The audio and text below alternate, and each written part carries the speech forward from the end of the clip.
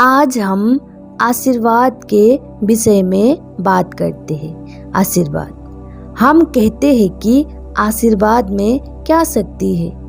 इतने जन सबको आशीर्वाद देते हैं, पर आशीर्वाद पूरा क्यों नहीं होता? लगता क्यों नहीं? हम बोलते हैं आज कलयुग में आशीर्वाद से थोड़ी कुछ होगा। आशीर्वाद का महत्व हमें कुछ दिखाई नहीं देता। ऐसे ही हम बोल देते हैं जुग जुग जियो, खुश रहो, स्वस्थ रहो, बड़े इंसान बनो, पर हम वह सब पूरा होते नहीं देखते। पर क्या हम सच में आशीर्वाद किसी को देते हैं? अपने दिल से देते हैं? सच में हम किसी और का भलाई और उन्नति चाहते हैं? हमारा आशीर्वाद भी ऊपरी ऊपरी होता है। हम किसी आस पड़ोस को, रिश्तेदारों को, किसी और को आशीर्वाद देते हैं तो हम दिल से यह चाह ही नहीं सकते कि उसका उन्नति हो, वो प्रगति करे, सुख सुविधा से रहे, हमसे भी आगे बढ़े। हम ऐसे ही बोल देते हैं कि खुश रहो, बड़े इंसान बनो।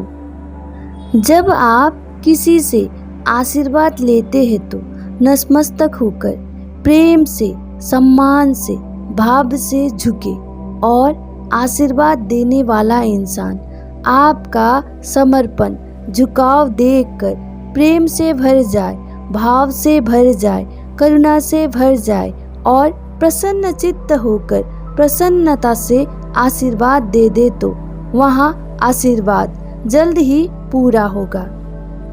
ना हम आशीर्वाद इस तरह से लेते हैं, ना हम इस तरह से आशीर्वाद किसी को देते हैं। इसी कारण ही हमें लगता है कि आशीर्वाद में कोई शक्ति नहीं है। सच्चे दिल से, प्रेम भाव से दिया हुआ आशीर्वाद और प्रार्थनाएं में बहुत शक्ति है। आशीर्वाद और प्रार्थनाएं में शक्ति है तो बद्दुआएं और श्राप में भी शक्ति है। इसीलिए हमें किसी और को इतना ज़्यादा दुख भी नहीं देना चाहिए कि उसके चित्त से निकली हुई तरंगे आपको बर्बाद कर दे। वहाँ जानबूझकर आपको श्राप ना भी दे, फिर भी उसके चित्त से जो दुखी भाव निकलता है उसे बहुत फर्क पड़ता है। जैसे कि माता पिता तो अपने बच्चे के लिए श्राप नहीं देते, पर जब अपने बच्चे बहुत दुख देता है तो उसके चित्त में पीड़ा और अशांति, दुख का तरंगे उठता है। उसका परिणाम बच्चों को अवश्य ही भोगना पड़ता है। वहाँ भले ही बाहर से दिखाई ना पड़े, पर इससे आपके जीवन में, आपके काम में बहुत फर्क पड़ता है। हम दान का भी बहुत महत्व सुनते हैं। हमारे शास्त्र में दान का बहुत बड़ा महत्व है, पर हम दान को अलग ही प्रकार से जानने लगे। हम यही जानते हैं कि पैसा, रुपया, अन्न, कपड़ा किसी को देना दान है, जरूरतमंदों को कुछ सहयोग करना दान है।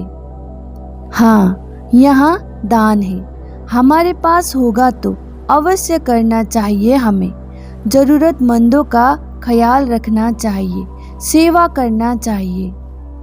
जिसके पास है वहाँ सब अवश्य यहाँ सब दान करे, बस हाथों से ही नहीं, दिल से भी करे। बहुत संपत्ति है और किसी को थोड़ा सा ऐसे दे दिया दान में तो उसे दान नहीं कहते। जब दान देते हैं तो चित्त प्रसन्न होना चाहिए और सबके लिए मंगल कामना होना चाहिए। और जो यहाँ सब दान नहीं कर सकता, जिसके पास नहीं है वहाँ भी दान कर सकता है।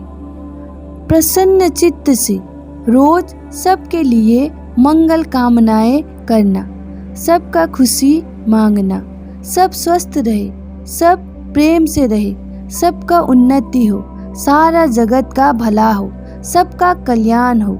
यह हम अपनी प्रसन्न चित्त से खुश होकर आनंद से प्रेम से ऐसी प्रार्थनाएं कर पाए तो इससे बड़ा दान कुछ भी नहीं है। जो आप धन संपत्ति देकर दान देते हो, यहाँ दान इससे भी बड़ा है। ऐसा दान का कोई मोल नहीं। जो हम बाहर से दान देते हैं तो लेने वालों को देखते हैं और हम दे रहे हैं, यहाँ भी पता होता है। दे रहे हैं, ले रहे हैं, यहाँ दिखाई पड़ता है। पर हम प्रसन्न चित्त से सबकी मंगल कामनाएं करें, सबका कल्याण चाहे, सबका उन्नति चाहे, यहाँ हमारे सिवा किसी को नहीं पता। किसी को कुछ बताए बिना ही, किसी को कुछ पता चले बगैर ही अकेले में ही दे रहे हैं और इसके बदले हम कुछ भी नहीं चाह रहे हैं। इससे बड़ा दान संसार में कुछ भी नहीं हो सकता। शायद आपको पता है या नहीं, हम जिसको जो भी अपने प्रसन्न चित्त से दे सकते हैं वहाँ हमें ही मिलेगा। जिसके लिए भी हम अपने मन से खुश होकर कुछ भी दे सकते हैं वहाँ सब कुछ हमें ही मिलेगा। इसीलिए दान का बहुत बड़ा महत्व है। अपनी प्रसन्न चित्त से जिसको जितना आप दोगे उसका कई गुना होकर आपके पास वापस लौटेगा। प्रेम दोगे, खुशी दोगे, स्वस्थ चाहोगे, उन्नति चाहोगे, वह सब आपको कई गुना होकर मिलेगा।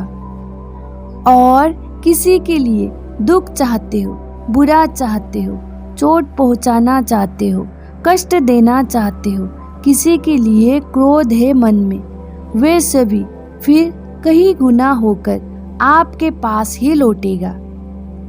आपके मन में जिस तरीके का भाव उठता है आप वही हो जाते हो।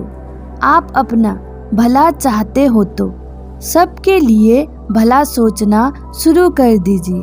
किसी और को बुरा करके बुरा सोचकर मेरा भला हो सकता है, ऐसा कभी भी मत सोचना। भले ही वहाँ आपका दुश्मन ही क्यों ना हो, दुश्मन हो, दुश्मन ही रहने दीजिए। आप जाकर कुछ ना बोलिए, पर खुद को और उसको अपने दिल में माफ कर दीजिए। उसके पास जाकर बोलना, हंसना जरूरी नहीं है, पर कभी उसको आप अपने सामने पाओगे तो आपके मन में क्रोध ना उठे। बस दिल से उसको और खुद को माफ कीजिए और सबके लिए अच्छाइयाँ रखे अपने दिल में। जितना अच्छाइयाँ, जितना प्रेम सबके लिए रखते हो उतना ही आपको भी मिलता ही जाएगा।